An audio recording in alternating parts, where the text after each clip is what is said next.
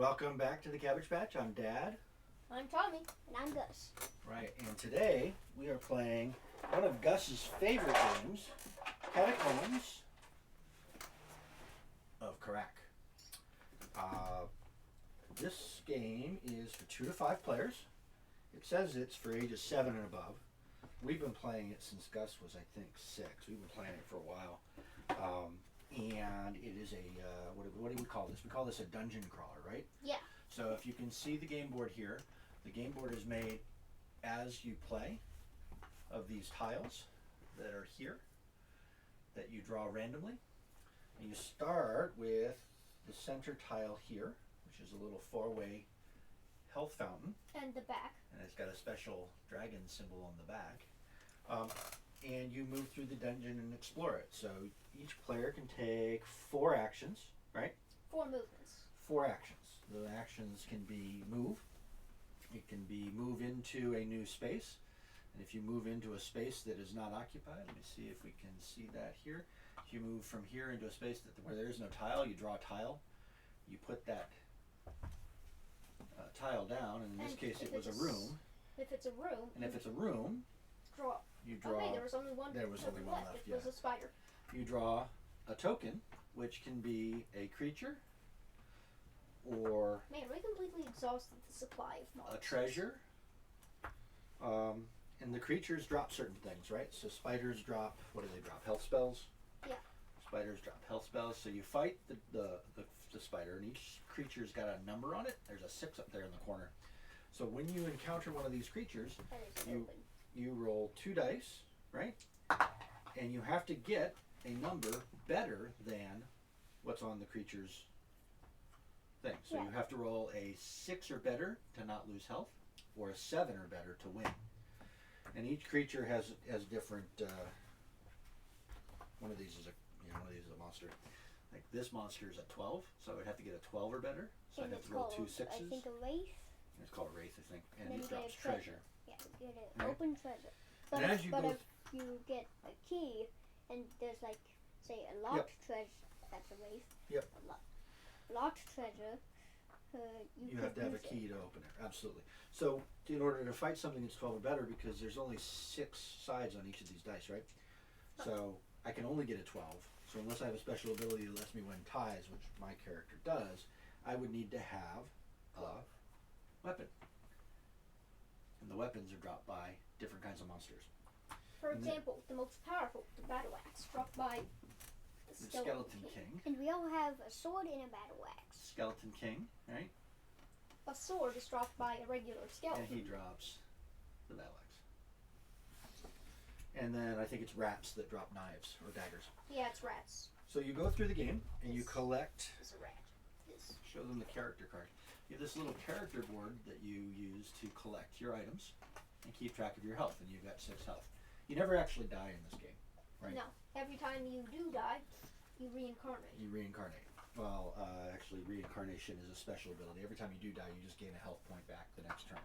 So you go through the dungeon, and the object is to find the space. Well, one is to collect the most treasure, and then the way the game ends is you find the space with the dragon. Yeah. The dragon gives you extra treasure. So the dragon always breaks ties. Yes. So Tommy won this game. He had 6 treasures, and then he found and killed the dragon. If Gus or I had found and killed the dragon, and Tommy had still had 6 treasures, I still wouldn't have won because I didn't have enough treasures to beat Tommy's 6. So it's a dungeon crawler. So you roll the dice to fight the monsters. You collect the items. You build the map as you go.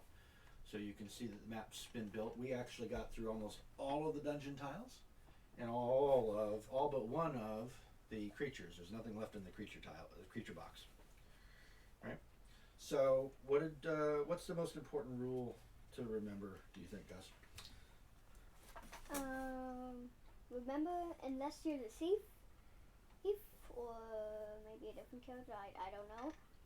And unless you're the thief, you can't skip. You can't just be like, You have to fight the monsters as you find them, right? You can't be like, unless you're the thief. Right. So each of these character tiles has special abilities on them. And the wizard can walk through walls. The wizard can walk through walls. For example, there's a wall here. The thief can avoid monsters. The warrior which is Gus's favorite, gets to roll his attack dice Also, twice. the back of these things are really cool. Yeah. And so these things fit into the character sheet, right? You pick your favorite character, and there are 1, 2, 3, 4, 5, 6, 7 different characters for 5 players. So there's lots of variety and lots of replay value. Building the map is different every time because you build the map as you play. But the important rule to remember: as soon as you do something with one of the things on one of these tiles, either pick up an item or fight a monster, your turn's over, even if you still have actions left. Yeah. What's your most important rule to remember?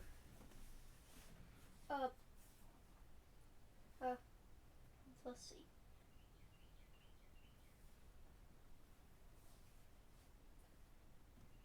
The character abilities. The character abilities. That would be what I think. So. Each of these characters has different character abilities, Yeah. and remembering what they do is really important. Like, The if I don't want to fight a monster, my thief, can skip Yeah, and those monsters. they win ties. And also she wins ties, right? Yeah. So the thief wins tiebreak. If I have a 12 and the monster gets a 12, I still win because it's called backstab, right? So reading your character cards is really important. And the wizard, Bert does not lose Right. magic bolts after using them. So some of the monsters drop spells, and the spells can be a healing spell or a fireball spell. And the wizard's special ability means he doesn't have to. So when you use a spell, that spell goes away and it gets into the discard pile, unless you're the wizard and you keep it just like it's a weapon. Yeah, and So- speaking of abilities, there's also the So- curse. So Tommy's wizard here has got an axe, a sword, and 2 spells, so he can add 3, 5, 6, 7 to every time he rolls a dice when he fights monsters. And I can add And this curse 1, 2, disables your 3, abilities 4, until you get rid of it. 5, Right. 6. I can add You 6, can add 6. to, for example, my But if you were to use that, 8, yeah. 8. So if you were to use that though, you can't keep using it. You have to get rid of it. So that's also another important rule. Is the only person that's allowed to keep their spells between turns is the wizard. As soon as you use this spell, it gets discarded. And then last but not least, there's a monster in here. It's the mummy. That when you kill the mummy, you can curse another player, and the curse removes those special In this case, abilities. I want to curse Tommy. Until you get rid of it by using a healing spell or drinking from a healing fountain. Exactly. So, we got the rules. Anything you didn't like? It was really long. It was not really long. How about you? Is there anything you didn't like? Some of the character abilities and things that characters do can really peeve you off. Yeah. There's a character that lets you switch places with another character, Yeah, so so when that's you're annoying. just about to get really good loot, He steals it. Yeah. I don't suddenly remember you're, what his character suddenly name you're is. surrounded by I rats. think he's a necromancer.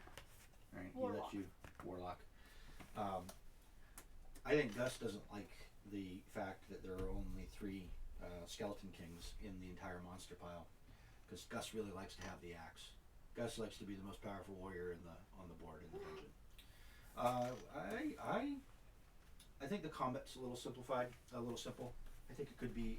We've played Dungeons and Dragons and some other combat-based dungeon games, but otherwise, I think it's a really solid, fun, light game that almost anybody can play. Yeah, it's a simple dungeon crawler, an easy game. It's an easy game to learn, and we like it a lot. So, how many cabbages are you gonna give it? 3. Because it is your favorite game, so you give it 3. How about One you? of my favorite games. 2. My favorite game is Throw Burrito. Yeah, your favorite game is Throw Burrito, and you're gonna give it 2. Yeah. I'm gonna give it 2 as well. It's a solid game, and we have a lot of fun when we play it. So that is 3 plus 2 plus 2, Which 7. That's 7 7 cabbages rather. Yeah. Not burritos. Burritos was the first game. So great deal of fun. Catacombs of Karak. I believe you can actually still get this on Amazon. For a while it was out of print. It is a great game, especially for younger players. But also I had a lot of fun, and I'm an older player. And Tommy had fun, and he's an older player, and he won. So I think that's it, right? That's all we got to cover. All right. Well, in that case, thanks for watching, everybody. Subscribe, like, and hit that bell. Subscribe, like, and hit that Eat bell. plenty of cabbages. Stay healthy. Don't eat us. Don't eat us. That Yeah. Leave a comment if you already want. getting Leave a old. comment. Yeah, so we're at we need some more subscribers so we can get to get more subscribers, right? My goal is to get 1,000 subscribers. Your goal is to get 1,000 subscribers. We're a little way off from that, but we will try. At least 100. And we're we'll close figure to out. 100. Bye. We'll figure out. Good job, guys. We'll figure out what our next game is next week. So Bye. like, subscribe, and hit that bell. Goodbye.